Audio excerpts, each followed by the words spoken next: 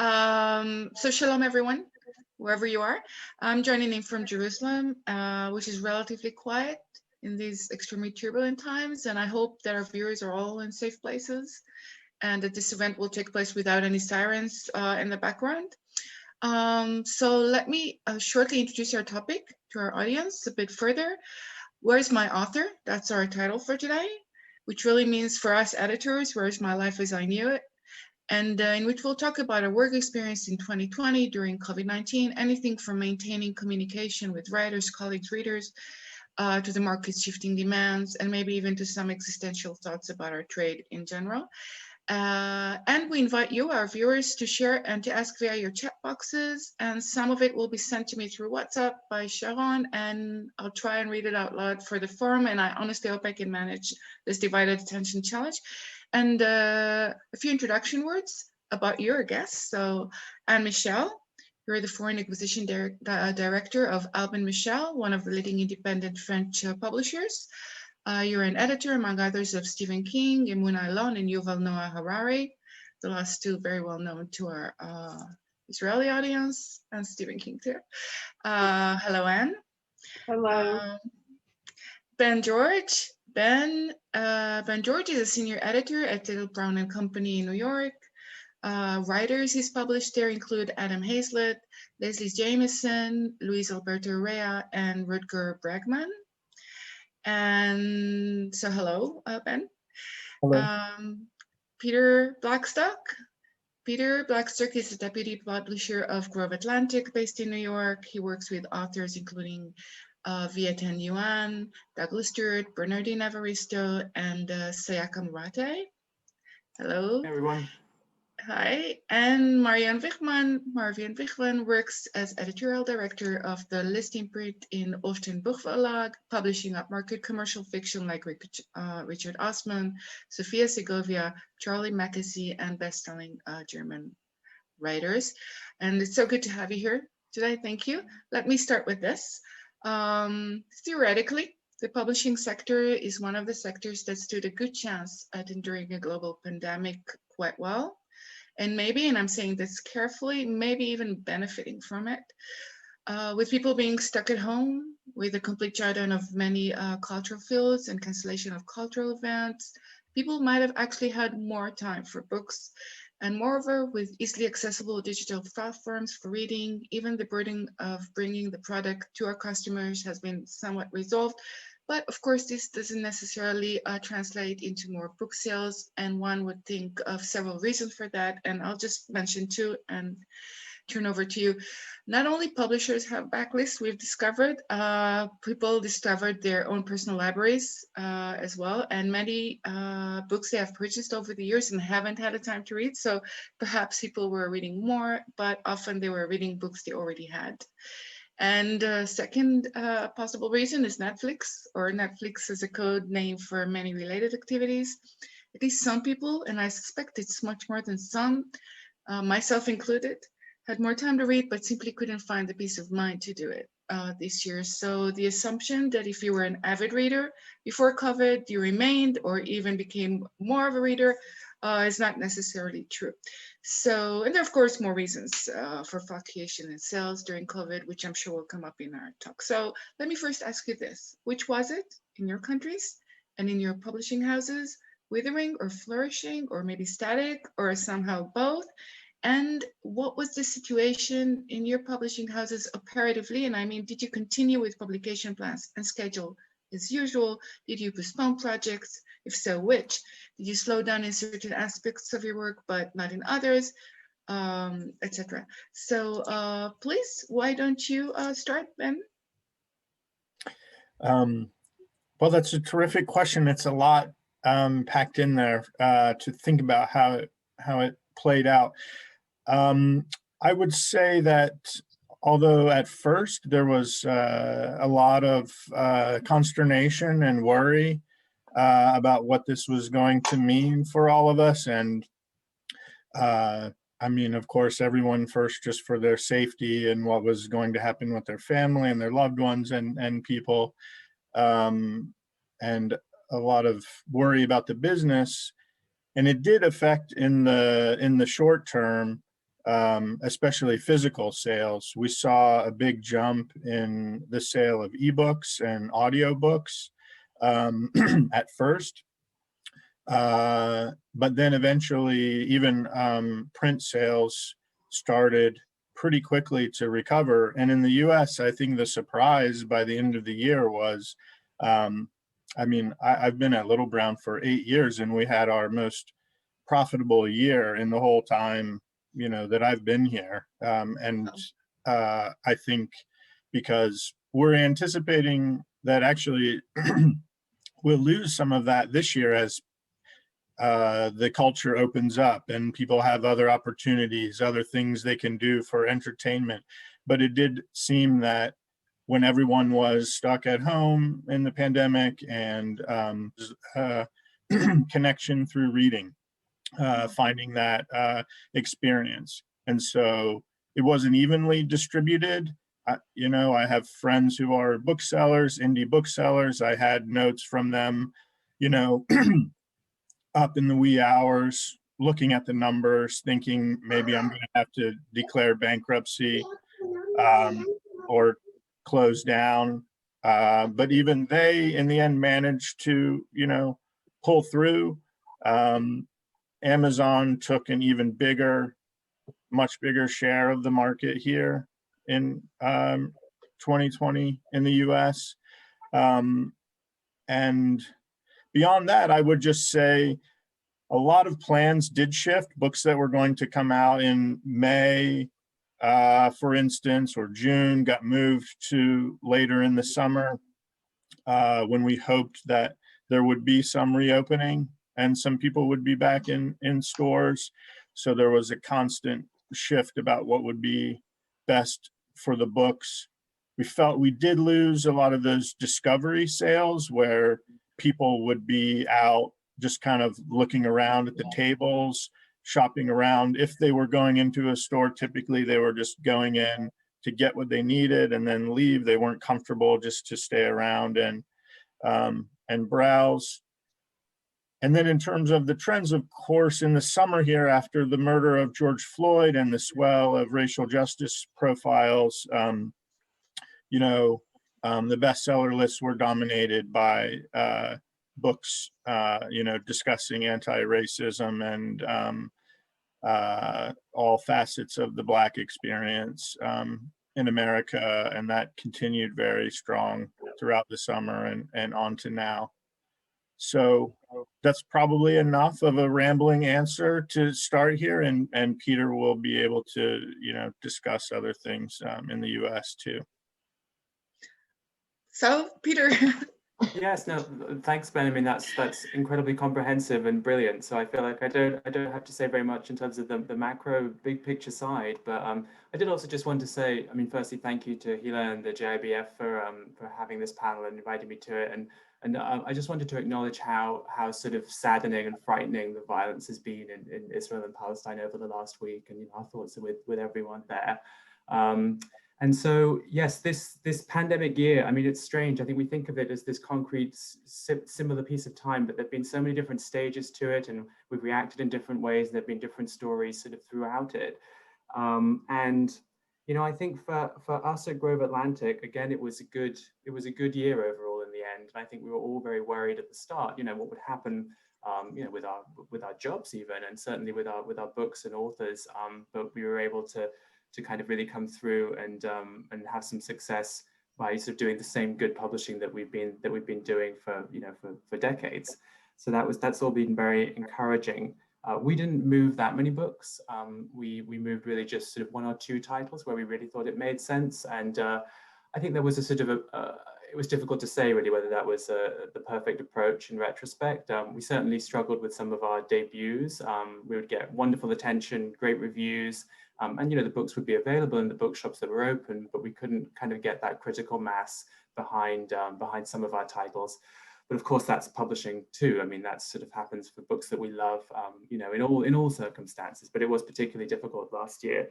But there has been, you know, certainly some innovation too. I mean, in terms of digital, particularly heartening was the development of Bookshop, on the retail side, which really allowed, it's this sort of, it's a website where independent booksellers can sell books directly to consumers via the internet. So it's sort of an independent bookshop equivalent of Amazon, or that's what it aspires to be. And that really helped a lot of independent booksellers that didn't already have their own e-commerce platform continue to sell and continue to do business when the bookstores had to be closed in certain parts of the country. So that was a wonderful innovation that was set up before the pandemic, but really kind of found its sort of raison d'etre during the pandemic. So that was a huge positive here in the US, and obviously they've now launched in the UK, and they're launching around the world, or in other parts of the world too. But yeah, I just wanted to echo that feeling of Ben was sort of mentioning the strange dichotomy between the events going on in the States and around the world with COVID and our good times in the book industry. It's kind of a cognitive dissonance where we love our jobs, we're doing well personally, and our authors maybe are doing well, but we're all struggling with this, with questions of unrest and questions of health and the pandemic, and also questions here in the States and around the world of race and power, and having conversations around that, around our jobs too. So it's been a lot, but there have been good things. I'm surprised and envious of what you're saying here. Anne, please. What was it like in France? Well, I must say also that we were very fearless, especially because we did cut down many of our books during that year. I mean, we cut a third of our production because we felt we could not defend the authors as they should be last year. But by the end of the year, we had a very good year. And I must say also that for us, what was really moving was that there was this big campaign for independent booksellers, which were closed for big part of March and April, and also in November, and that there was a real movement of the public to go and buy in independent bookstores when they reopened.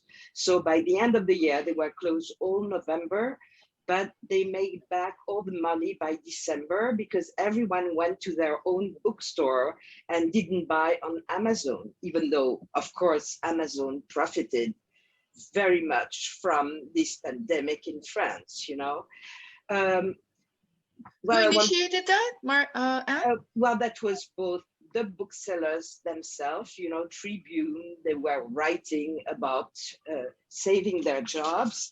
Oh, wow. Well, yeah, it's my cat, sorry. And he made your screenshot. Yeah, I know. Well, that's real life. And also the publishers, we really fought to keep our independent booksellers open because we know that we depend on them terribly, especially for debut author, who have been suffering terribly from the pandemic, because what we've seen is that the big bestseller, I think this pandemic is creating, big chasm between rich and poor, even more than before. And we can see the same in authors, that the best-selling authors have been overperforming in France. And the debut authors, when I say nothing, it could be really nothing, not even 1,000 copies of a book. And that has been really worrying, And the only hope we have and the only help we had was from the independent booksellers who really pushed some book they liked, and that's where you see the importance of booksellers. So, we all have felt much more united, I would say. That's the positive, aspect of this pandemic. Thank you. And Marion? Yeah, same in Berlin. We had a terrific 2020 in the end. But in the first 3 months, we had to postpone a lot of books. We stopped our print production immediately in March because we had no way to distribute our print books. Even Amazon wouldn't take them in stock because I think they deal in toilet paper or something, but not in books these days. Yeah. So we switched to ebook production immediately. We published a lot in ebook first, and then followed later in the year. Yeah, let me just understand. You started off with ebooks, and then the print came a couple months later for yes. the same titles? Yes, at least for those books that work well in ebook, commercial fiction, of course, crime and thriller and women's fiction, romance, all that kind of books that did well in ebook.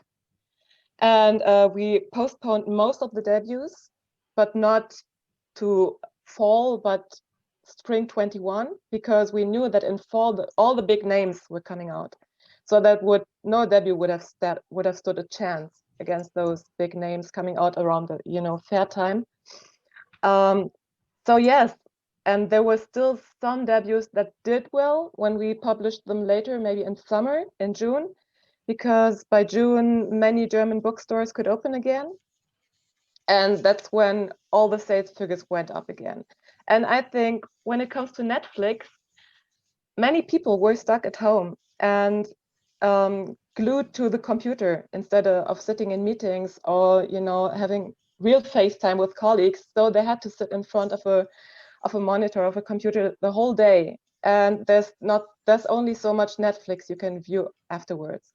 So many people, I think, return to books because of that, because it's better for your eyes reading on paper. And we also saw a real surge in escapist fiction. I do mostly commercial fiction, upmarket, and real commercial fiction, mass market paperback. And these books did tremendously well. Crime and thriller, bloody thriller even, but not so much pandemic-related thriller. These were all in the first few weeks. Dean Koontz and the likes. But then, escapist fiction that takes you away from that whole miserable situation helped a lot.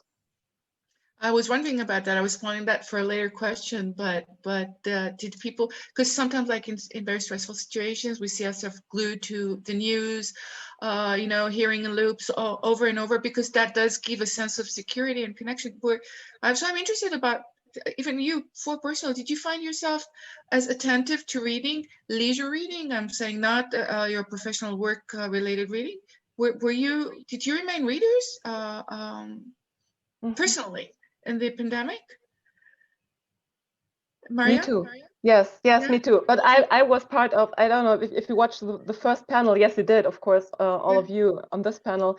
I was part of the fellowship in 2019 with Beniamino, and we had this fellow book club where we discussed at least 2 books. And that was, just for fun. And that was great.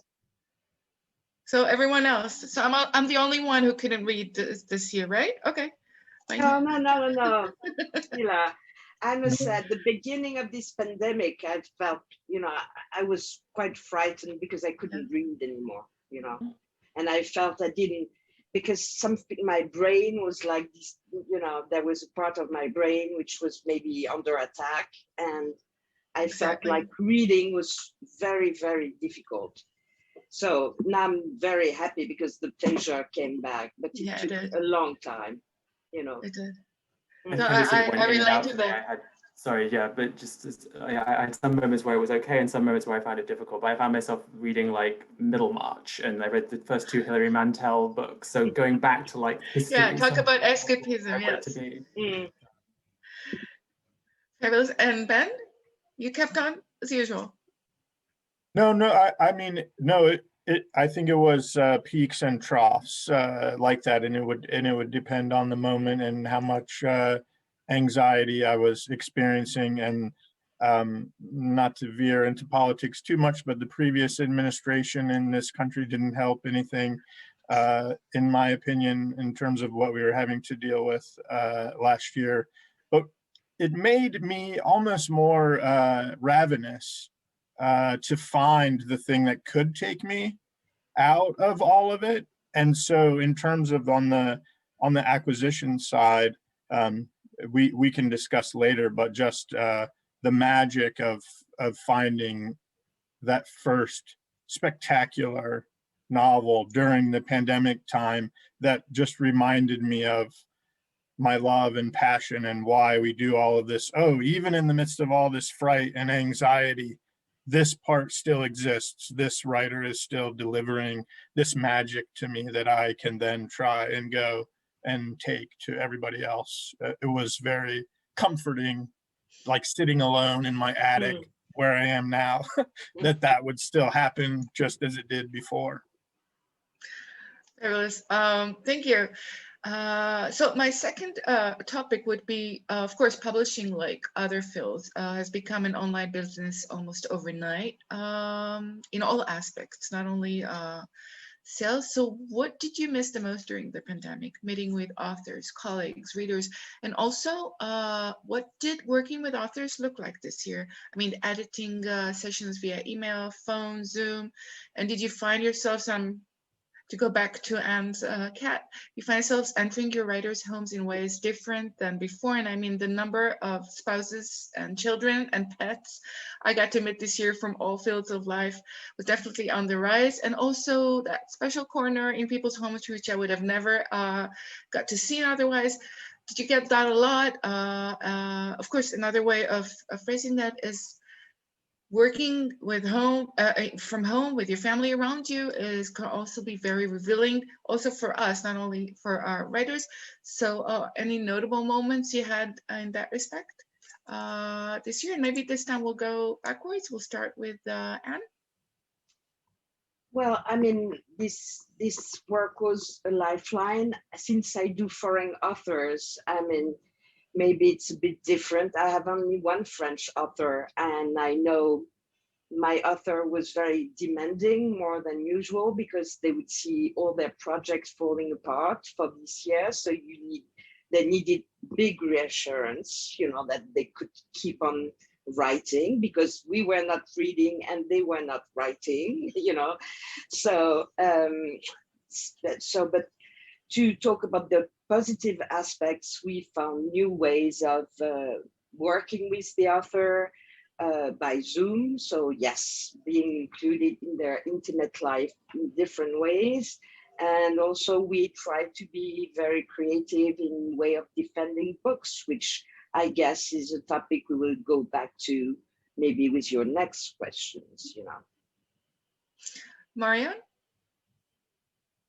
First of all, what I missed the most were those, you know, is hanging out with authors, you know, going for lunch, having dinner, having coffee, and just talking about, you know, much more than maybe the manuscript that you have to work through. Online meetings are so purpose driven, and you have an agenda and you just work through it, and as opposed to, you know, just going out for lunch and talk about everything else, because there's so much going on. And I had during this pandemic, I had 2 German debuts that I worked on with authors, and this is also challenging, because you have to I mean, yes, they're new to this business and they see it in such a different way than we usually work. Can you elaborate on that a little bit? Yes, I mean, usually I would just meet with them, and we would go through the text and everything. And instead of that, I share my screen. I can point out the passages that we have to work on, and yes, it's different. And our phone calls, very long phone calls during this pandemic, because you just cannot just see each other. And I think if you work together for the first time, this is crucial. Yeah. So, but thank God we have Zoom and Microsoft Teams and all those online working devices. True. Peter? Yeah, I think I'd echo all of that. I haven't taken on that many new authors since the pandemic started, but I've done that recently, and it's interesting where you're having to develop those relationships that you would normally try to meet someone in person and do it that way, and you're not able to.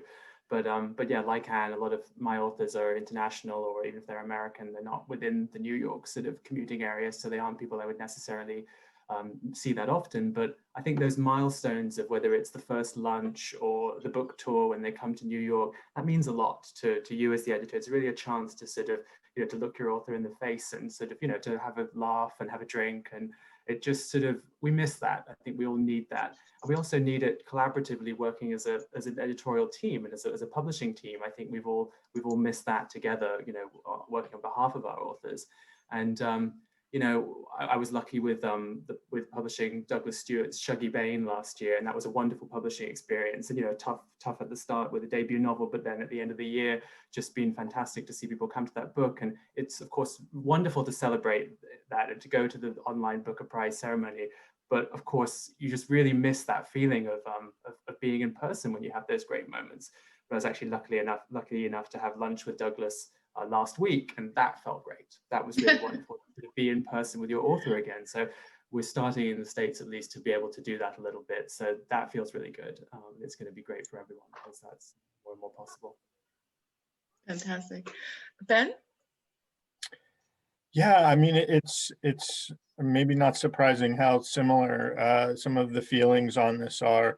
I felt lucky that a novel that's coming out next month, a debut novel I acquired.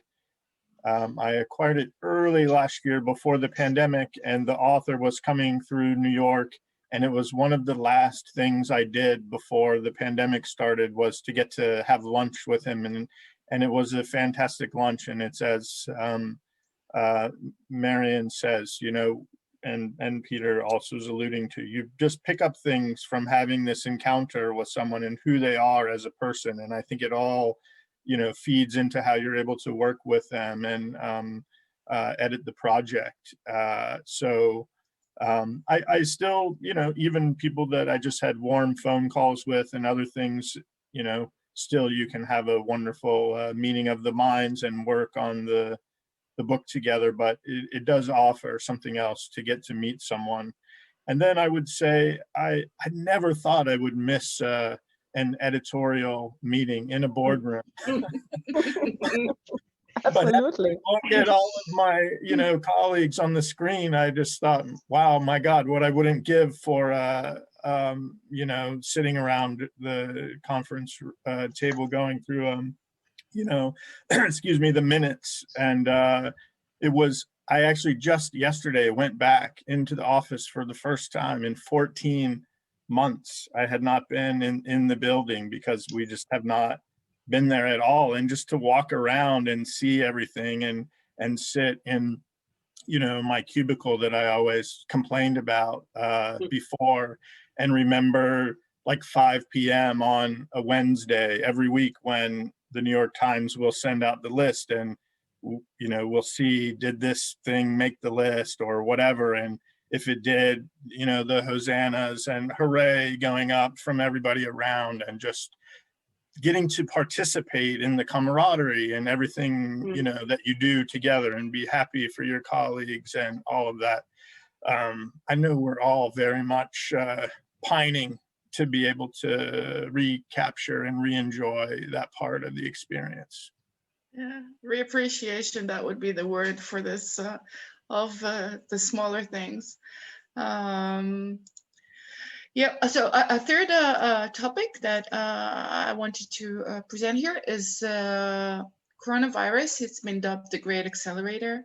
How do you see this manifesting itself in our trade? I mean, in other words, has this crisis accelerated or slowed down trends that were already going on? And is this, you think, reversible? Just for example, if more people turn to digital reading or to online purchasing, is there going back once habits have changed? Do you think they'll re-change? How do you see this happening? Maybe Peter? Yeah, it's interesting. I mean, I think in some ways we saw, I'm sure we did see some of that, but I think it was interesting to see how much we saw people going back to old things, to go back to print books, to going back to backlist. I mean, we sold 3 times as many copies of Frantz Fanon's The Wretched of the Earth as we usually do last year. So that's a book we published at Grove in 1961, and it's like, it's just extraordinary to sort of that old backlist kind of getting rediscovered. I mean, part of that through the Black Lives Matter movement and people's sort of interest in books about the Black experience and social justice. But so, you know, yes, on the one hand, there's this acceleration towards something new and different, but on the other hand, it's really shown the stability of the print side of the industry and of the classics, of people wanting to go back and read something that they kind of know is going to be definitely worth their time, that's sort of tried and tested. But yes, I think inevitably, yeah, this question of online commerce and the challenges of, yes, the running an independent bookstore, that's been very, very tough for the people on the book selling side this year. I guess that's what I would say. Marion? Yes, we saw that the ebook sales figures went up in the first 3 months of the pandemic, and then as soon as the bookstores opened, they went down again. That was interesting. So they did not plateau. But as for the sales or sales part, I think the concentration on the German book market is very big these days. We see mergers and Amazon as our biggest client. I think this will continue in that direction. It's just crystal ball, but maybe comes from a certain experience. So you think some people will never give up on the experience of being in a room with many books and other book lovers, but some found it, I mean, still more too comfortable to give up at this moment is what you, yeah. Yes, I think so. Yeah. Anne? Yes, I agree with Marion. We saw the same thing, which is the ebook went up when bookstores were closed, but as soon as the bookstores reopened, they went down. And as I said, there was this whole movement of supporting your bookseller, which really was, I mean, and also the classics, Albert Camus, La Peste, you know, became a bestseller again during the pandemic, during the first few months of the pandemic. So we've seen that, but as for the industry, well, there has been many changes at the moment. I mean, the Hachette direction changing during the pandemic, maybe it would have changed anyway, you know, but it felt much more imminent because of the pandemic. And we feel like our market is shifting and that the big groups are getting bigger. So I feel very lucky to be with an independent publisher at this time. But we feel like everything is changing and we don't know how and where it's changing, you know. Remains to be seen. Remains to be seen, yeah. Benjamin? Maybe the only thing I would say that I think hasn't been said is about audiobooks. That seems that it will be a trend that certainly continues. I think production on them gets better and more interesting, and they were already, I mean, at least at Hachette, we were seeing a sort of steady rise in the percentage of the market for audiobooks, and I think during the pandemic, people enjoyed experiencing books in that way even more, and it seems like that's only going to continue and increase. Yeah, well, all of you touched somehow on my next topic, but now let's elaborate about that a little bit now. Let's talk about online purchasing and what it means, that spontaneous, random, incidental purchase that you were mentioning, the book that suddenly catches your eye or your heart at the store. That didn't happen much this year. We know, of course, online selling reinforces bestsellers. That's how it works. The online platforms use the data of past sales in order to sell more of those books. And in this environment, the newcomer is irrelevant. Of course, he does not have previous sales, so it doesn't matter how fabulous it is. So let's really concentrate on that now. Did you publish any debuts this year, and how did you create visibility for them? As Anne was calling, how did you defend those books? And also, did it affect your enthusiasm for future acquisitions, especially from new authors? Or did you find yourself becoming more careful there in particular? Marion, could you start on that? I feel like I'm starting all the time, but I'm happy to. Yes, we did publish debuts in 2020, but with they work differently. We published one debut by a German author in June, which we had postponed from April or March to June, which is about a part of German history and about the island of Sylt in the very north of Germany, which is, you know, where all the rich people plan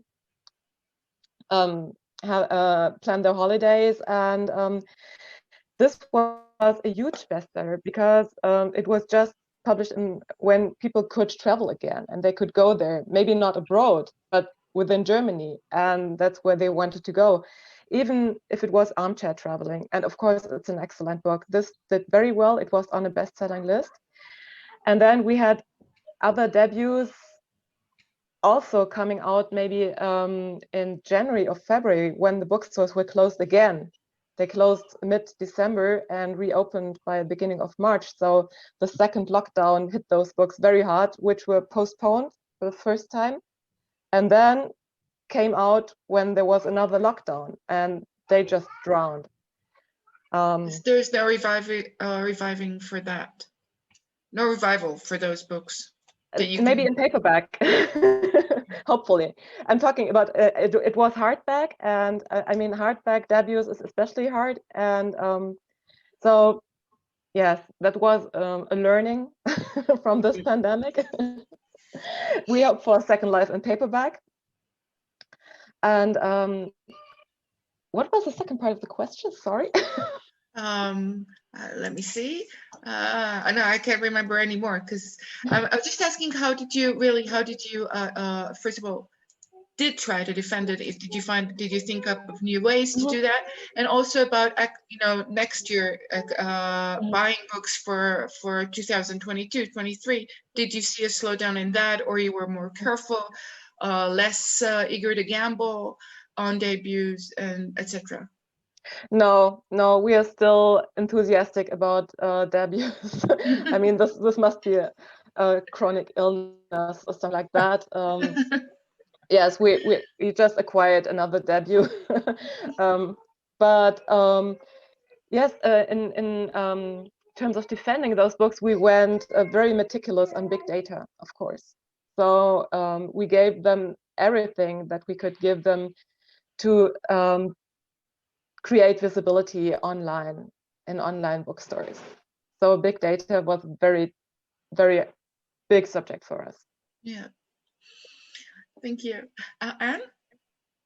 Yeah, usually when we launch new author, I always try to do either a trip in their country to meet them with journalists and booksellers, or to have them come to France. So that all stopped, you know. So as Marion, we had to use big data, and we did book trailer, we did face live, this kind of thing. But of course, doesn't have the same kind of impact.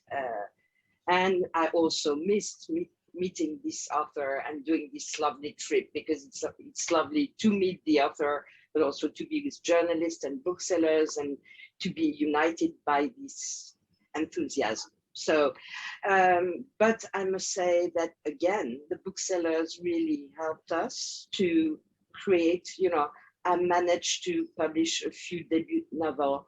We became quite successful, and that's really thanks to the booksellers who helped me, you know, helped us to make them success, you know. But I like Marion, I still want to buy debut novel, but I have to be honest. You know, I'm much more careful. Also because it's such a dramatic feeling when you are betting on an author and you see them drowning, and you feel like you haven't done your job properly. And for me, it's really awful. So I don't want to experience that. So I'm careful. I'm just waiting to see, you know, more than before. No, there's nothing more heartbreaking in this profession, I think, than what you just said. Nothing. Than seeing a book that you love so much really coming out with no resonance. And yeah, thank you. And Benjamin? Ben?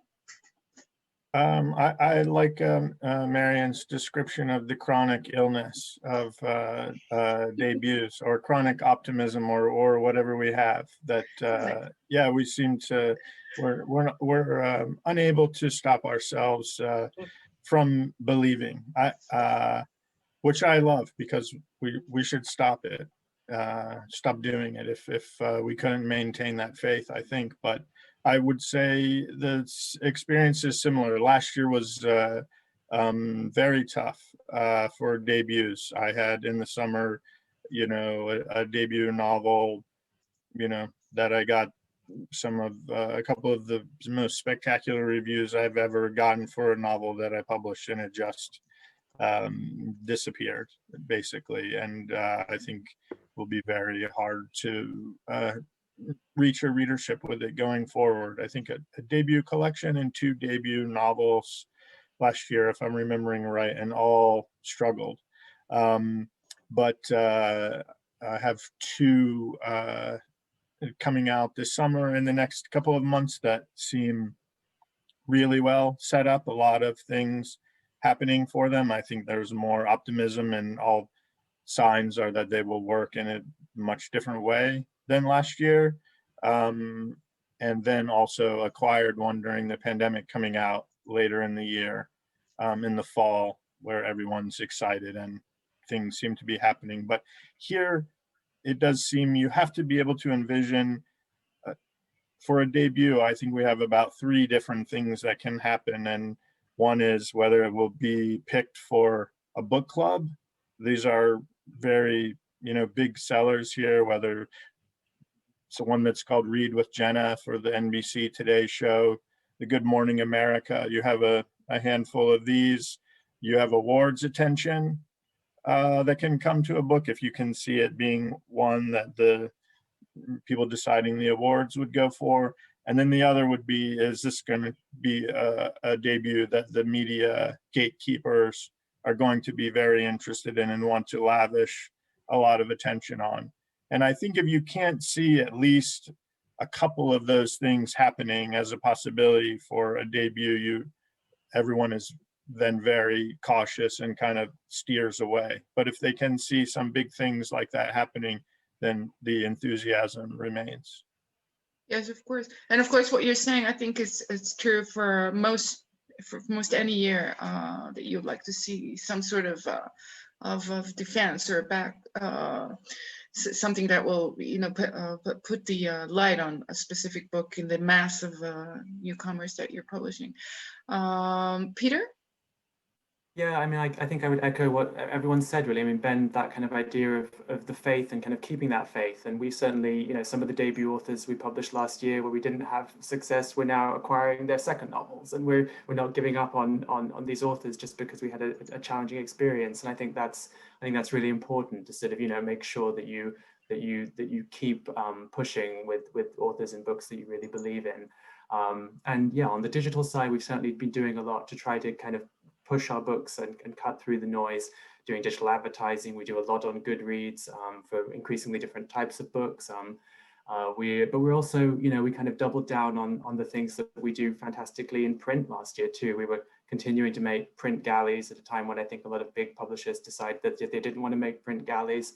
And I think the booksellers and authors we were sending those to and critics really appreciated that, having something that's a paper copy at this time. So, you know, we were kind of working in all sorts of different ways to try to do what we could. But yeah, there were definitely some books that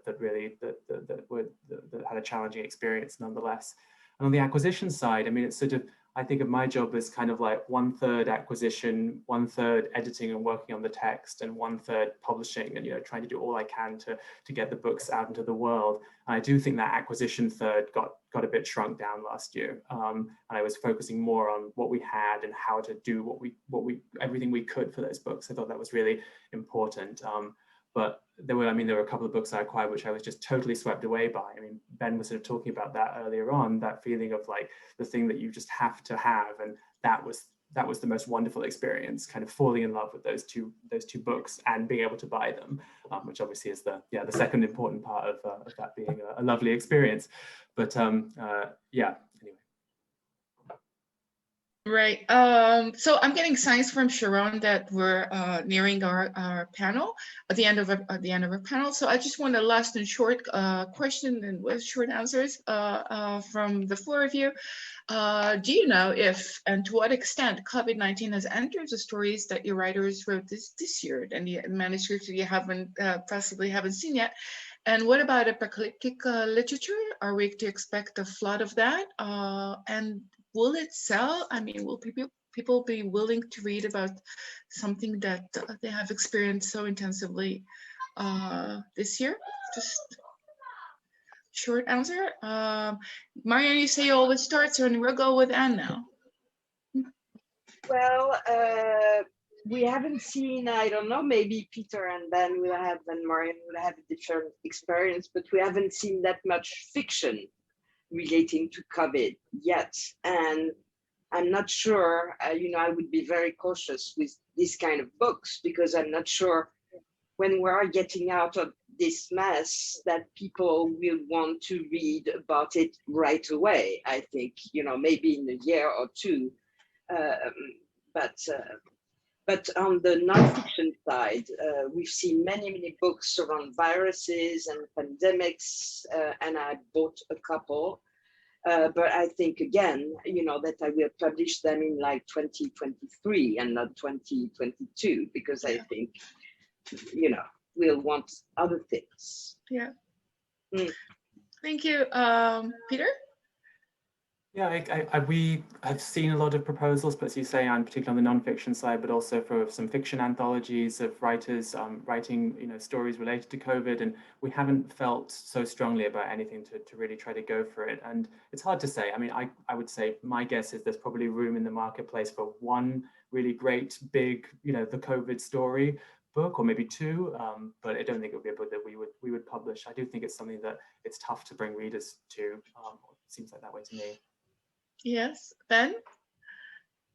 I think Peter is right. I was watching the Lawrence Wright novel about, that seemed very prescient in that regard, and wondering if people would really want to read it while they were in the midst of it. And I think it was on the bestseller list for a week here, maybe two, but then it did not last as a book that a lot of people wanted to come to, as well reviewed as it was.